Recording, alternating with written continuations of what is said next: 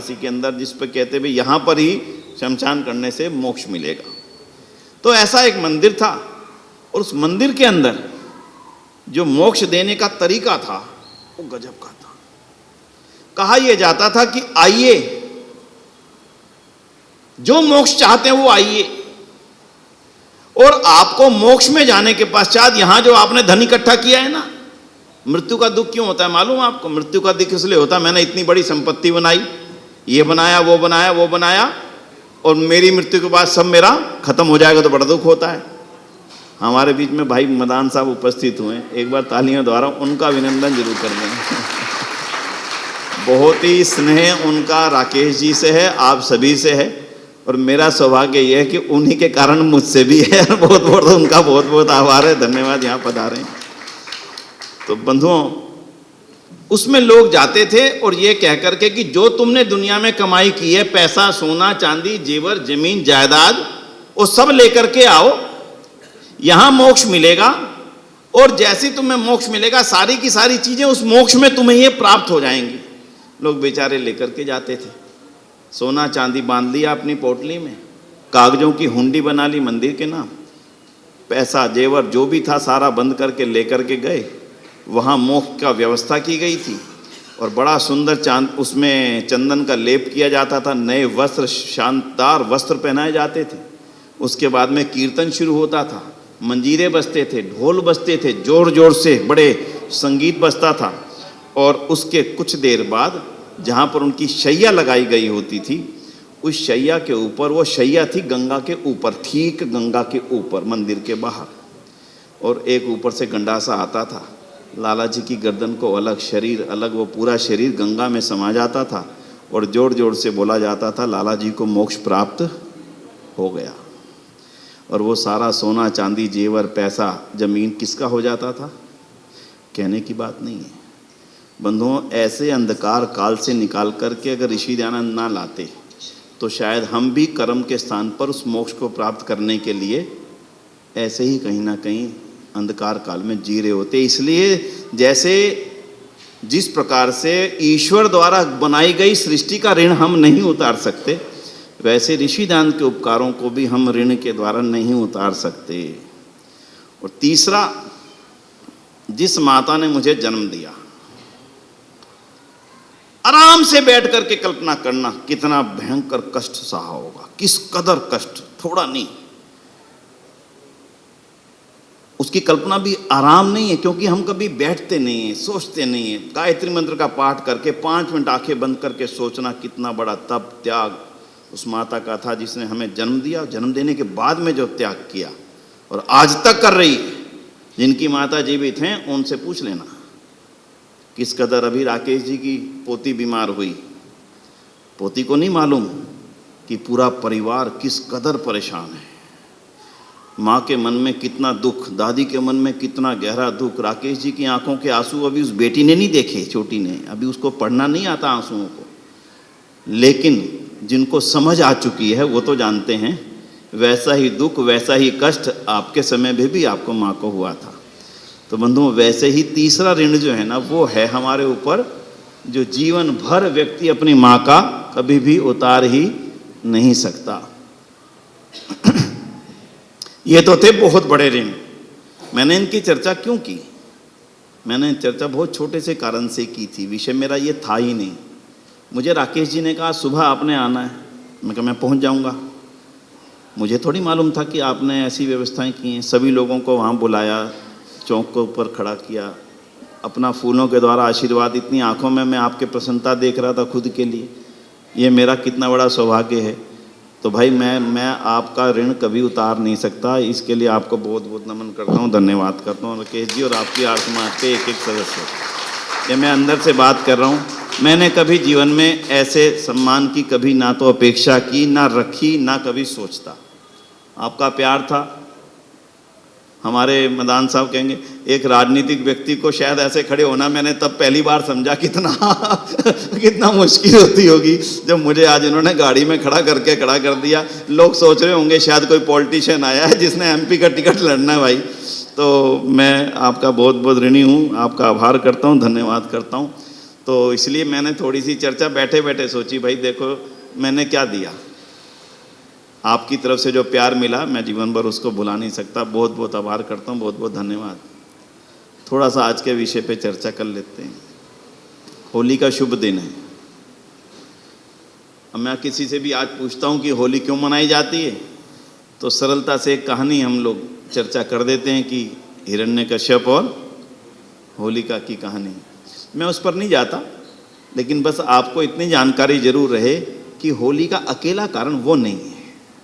होली तो इस सृष्टि का नैसर्गिक त्योहार है। जब से सृष्टि बनी 1 अरब 97 करोड़ वर्ष पूर्व जब सृष्टि का निर्माण हुआ, और इस सृष्टि में मौसमों के परिवर्तन और हमारे जीवन को चलाने के लिए जिस कृषि की ज़रूरत को महसूस किया गया, तो ऐसा होली जैसा त्यौहार हमारे पूरे इस संस्कृति में 2 हैं, और दोनों के दोनों बिल्कुल समान हैं।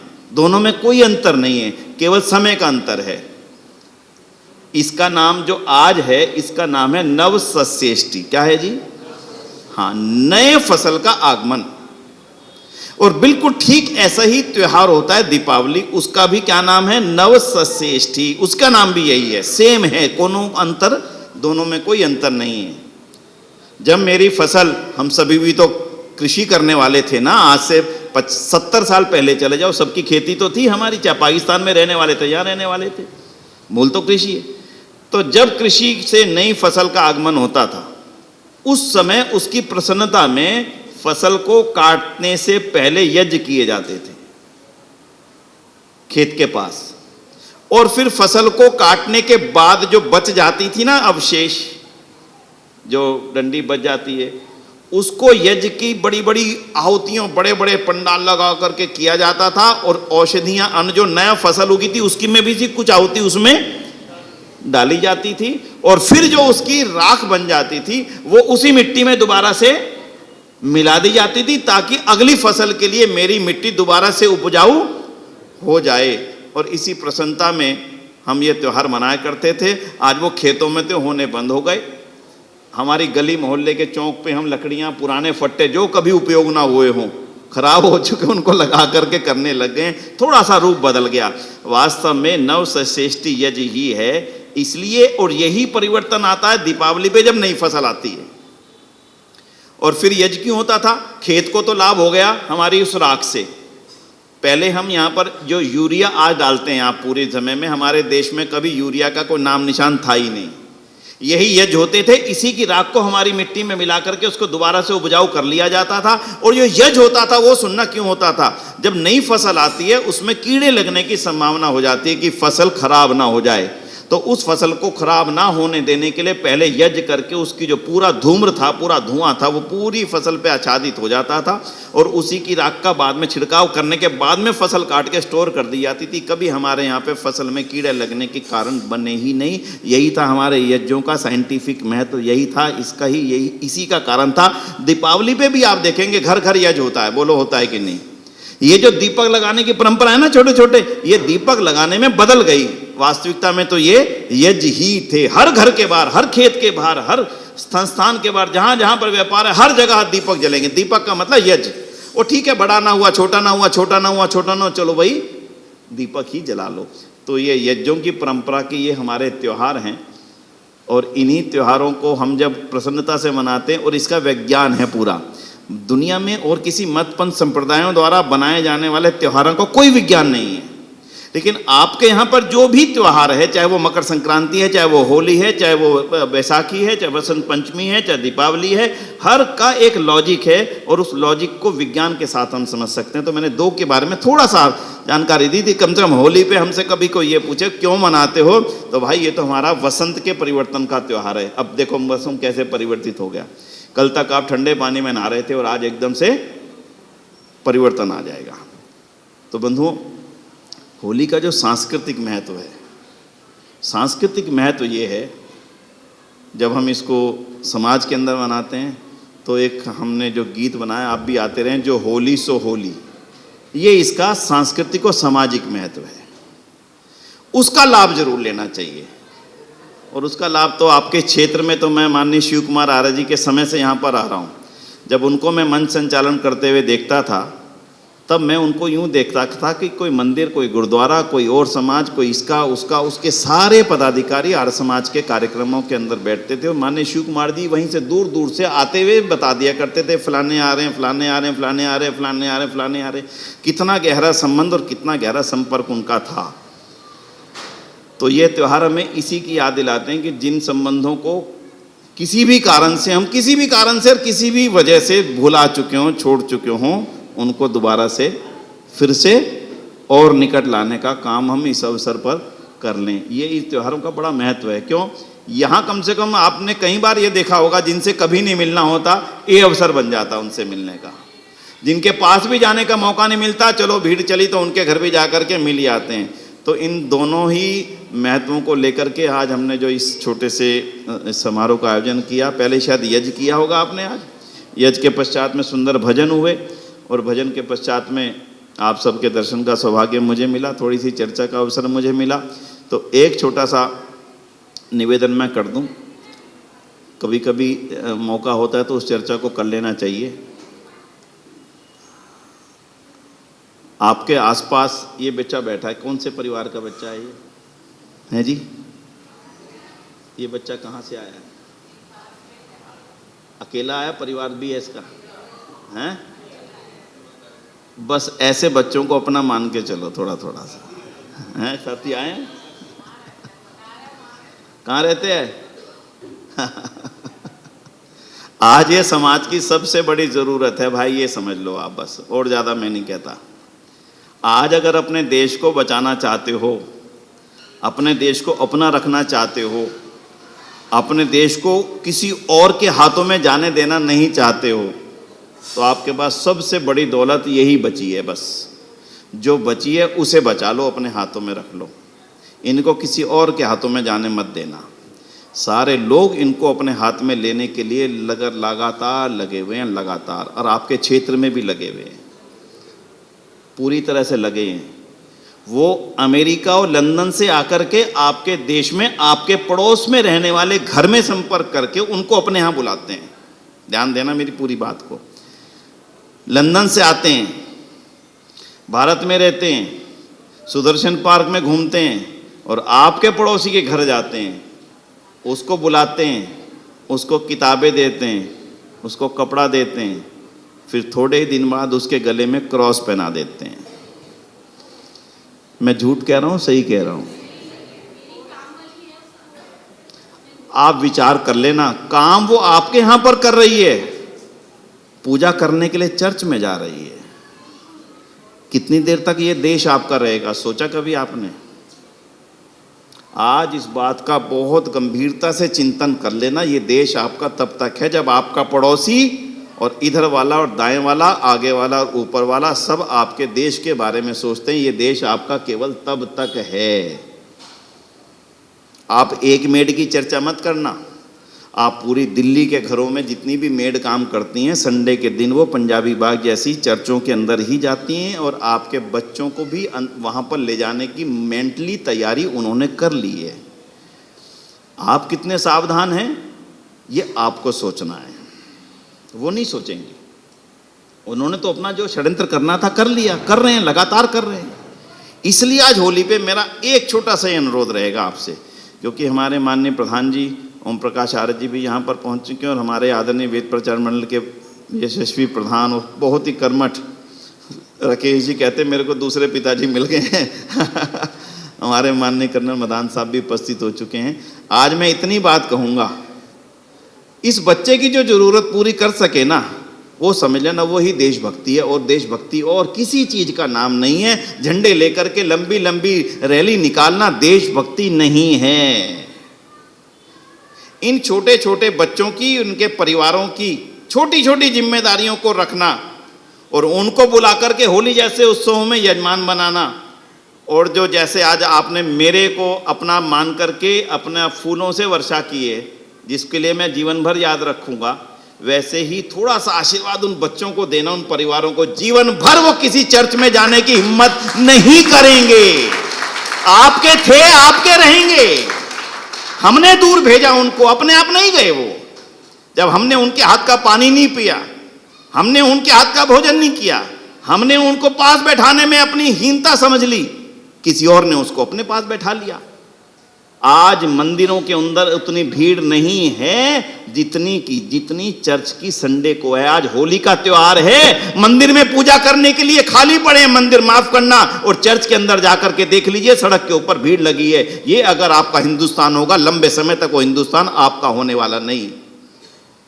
आप चाहें तो अभी चले जाइएगा, पूछ लीजिएगा पंजाबी बाग के अंदर, जनकपुरी के अंदर, द्वारका के अंदर, दशरथपुरी के अंदर, कम से कम जितनी चर्चें बनी हुई हैं आज उनकी, विकासपुरी के अंदर कोई आए तो आउटर रिंग रोड के ऊपर, हमारे मंदिरों से ज़्यादा भीड़ उनके यहाँ पर है। और जो उनके यहाँ जा रहे हैं वो लंदन से नहीं आए, कहाँ से आए हैं? मेरे पड़ोस से उठ करके वो वहाँ गया। बस जिस दिन वो वहां से उठ करके आपके मंदिरों में आना शुरू कर देगा, शिव मंदिर जाए, गणेश मंदिर जाए, लक्ष्मी मंदिर जाए, किसी के मंदिर में जाए, लेकिन उसको आना हमारे मंदिरों में है। जिस दिन वो हमारे मंदिरों में आना शुरू कर देंगे, समझ लेना आपने धर्म की रक्षा कर ली, समझ लेना आपने देश की रक्षा कर ली। आज देश की रक्षा इसी में है और किसी में नहीं है।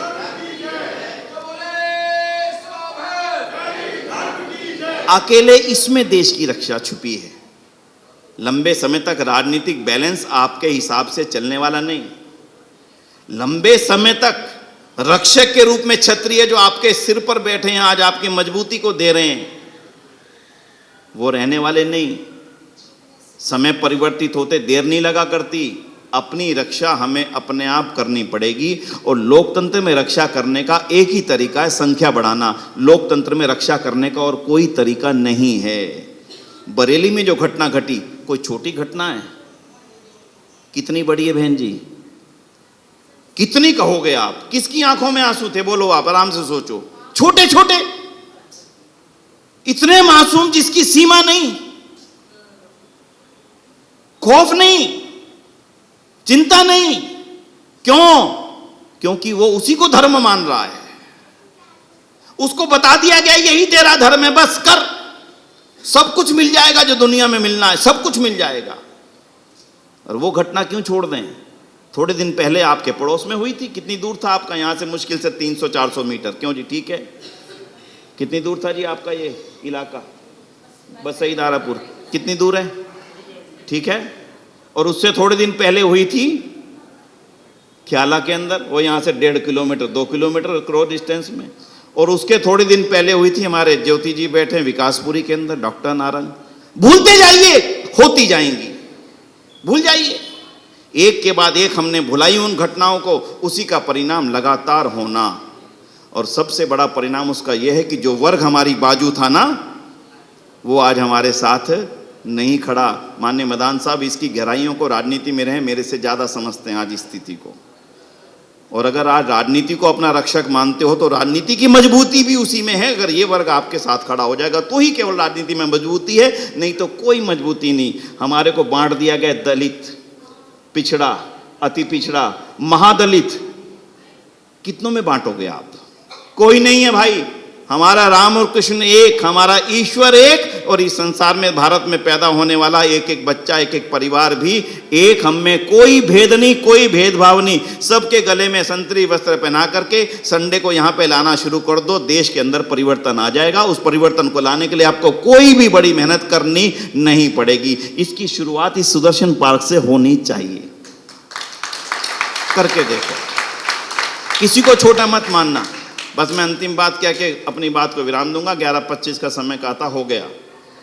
एयरपोर्ट पे जाना हुआ, टंकारा जा रहा था, अकेला था, अहमदाबाद एयरपोर्ट पे उतरा, वॉशरूम जाना था। थोड़ा ध्यान से सुनना। आपने दृश्य रोजाना देखा है, नया नहीं आपके लिए, मेरे लिए, लेकिन थोड़ा सा उसको एक दूसरे ढंग से समझते हैं। मैं वॉशरूम गया, मैंने टॉयलेट जाना था, अगले व्यक्ति ने तुरंत दरवाज़ा खोला, एक पोछा मारा, फिर कहा भाई साहब जाइए। मैं गया, वापिस आया, धन्यवाद करके फिर से पोछा मार के साफ कर दिया। वो मेरी गंदगी को साफ करने वाला जो मेरी माँ करती थी, वो छोटा कैसे हो गया? मुझे इसका लॉजिक समझा दो आज आप। ये समझाओ आराम से। गंदगी मैं फेंकता हूं, साफ वो करता है, मैं उसको छोटा मानता हूं। भला मेरे से ज्यादा छोटा और सोच वाला कोई और है ही नहीं। इसलिए आज से इस पे परिवर्तन कर दो, कोई छोटा नहीं है। जो मेरी माँ करती थी वो जो काम कर रहा, बस वो मेरे लिए माँ बराबर है, भाई बराबर है, पिता बराबर है, करके तो देखो। वो जितने मजबूत बाजू आपके बनेंगे, 200 गुना उससे मजबूत स्टेन गन भी आपका साथ दे नहीं पाएगी। ध्यान रखना, जिस दिन परेशानी आएगी वो बाजू अगर आपसे दूर रह गए, कोई और बाजुएं आपकी रक्षा करने वाली नहीं। इसलिए उन बाजुओं को अपना बनाने का संकल्प ले लो। यही आपके लिए होली, जो होली सो होली। भूल जाओ जो कभी सोचते थे, छोड़ दीजिए उसको। बस आज के बाद एक नई शुरुआत करेंगे। हर व्यक्ति में राम को ढूंढो, हर व्यक्ति में कृष्ण को ढूंढो, हर व्यक्ति के अंदर वही ईश्वर बैठा है, हर बच्चे के अंदर वही ओम विराजमान है जिसकी सुबह शाम रात में उपासना करता हूं, बस दिखता मुझे नहीं है। उसमें उसको देखना शुरू कर दोगे, आनंद ही आनंद आपके जीवन में आ जाएगा। उसके पश्चात आपको कभी इस इलाके की सुरक्षा करने के लिए बैठके नहीं करनी पड़ेगी। वही सारा वर्ग, वही बाजुएं, यही हमारे बच्चे, यही हमारे परिवार, और हमारा और इनका जो संगठन है यही हमारी रक्षा करेगा। यही आज की होली का संदेश लेके जाएं। मैं और अधिक नहीं कहूँगा, आप मेरे से ज़्यादा प्रबुद्ध हैं, ज़्यादा समझदार हैं। आज का समय बहुत ज़्यादा लंबे समय तक आपके अनुकूल नहीं रहेगा, इस बात को मान करके चलना। इम्बैलेंस लगातार बढ़ रहा है। उनके यहाँ पे 3 से 4, हमारे यहाँ पे 1 से 0 की रेशो आ चुकी है। 0 यानी 0 बच्चा नहीं चाहिए। कहाँ तक आप बचोगे, कहाँ तक आपकी संपत्ति बचेंगी, इन चर्चाओं को फिर से कभी करेंगे। आज होली का आनंद तो लेना था, मैंने थोड़ी सी चर्चा गंभीरता की तरफ ले गया, लेकिन मुझे लगता है आज के समय की सबसे बड़ी ज़रूरत अकेली यही है, सब मिलकर के विचार करें। और पूरे सुदर्शन पार्क में हमारे गुरुद्वारे हैं, हमारे मंदिर हैं, शिव मंदिर हैं, सनातन धर्म मंदिर हैं, आर्य समाज मंदिर हैं। इन सब मंदिरों के अंदर उनको आने के द्वार खोलो। खाना खाना हो, लंगर करना हो, उनको खिला दो। अपने आप घर जा कर के खा लो, देखना समाज में कैसे परिवर्तन आ जाएगा। उनको खिलाओ, उनको बैठाओ, अपने हाथों से खिला करके देखना कैसे बड़ा परिवर्तन इस समाज में आ जाएगा। इन्हीं शब्दों के साथ में पुनः आप सभी ने आज बहुत, मैं पुनः आभार करता हूँ राकेश जी भाई का, आपके प्रधान जी का, पूरी टीम का, जिन्होंने वहाँ से लेकर के यहाँ तक मुझे लेकर के आए। मैं जीवन भर इस को नहीं बोलूँगा भाई, आगे से राकेश जी इतनी कृपा ना करना। इतना बहुत बहुत आपका आभार करता हूँ, बहुत बहुत धन्यवाद करता हूँ। और इनके अंदर इनके पिताजी की ऊर्जा है, वो जैसे थी ना वैसे ही बनी रहे और बढ़ती रहे, ये आप सब कामना करें और ये इनको अपना आशीर्वाद दें। इन्हीं शब्दों के साथ में मैं बहुत बहुत आपका धन्यवाद करता हूँ। कही गई बातों को भूलना मत मेहता जी, किसी को बताना मत मैंने किसको सपोर्ट किया है। अपने मन से एक परिवार को अपना बना लो, बस।